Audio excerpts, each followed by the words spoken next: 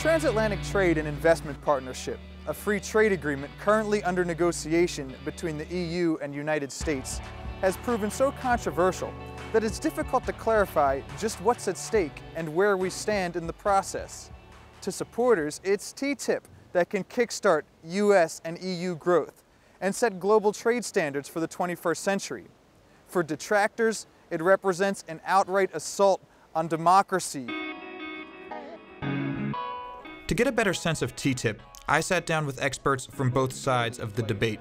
Our negotiation with the United States is probably the biggest agreement that we are negotiating because of the size of the transatlantic trade and investment relationship, and because of the fact that we are trying to be very ambitious. Trade is already happening, and so every little bit that we can make that easier by taking away unnecessary bureaucratic burden is something that we have to do. However, we believe that the figures that have been presented in the beginning of the negotiations were a sort of over-promotion of TTIP, you know, like TTIP can save the world. We have done a lot of models, that these models produce are numbers, and we should take them with a grain of salt. But consistently, all our different scenarios and model simulations tell us that the potential welfare gains from TTIP for Europe are substantial. Typically, those economists use what's called the CGE model, the computable general equilibrium. And that model, it's sort of, the results are baked in the cake.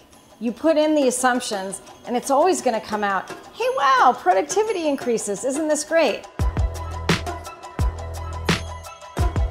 Critics have lambasted a lack of transparency in negotiations, as well as investor-state resolution mechanisms that could circumvent domestic law. Transparency is a legitimate concern. Many mistakes have been made around this issue. I don't think that we have yet been able to give a sufficiently clear indication about what it is exactly that we want to achieve with TTIP.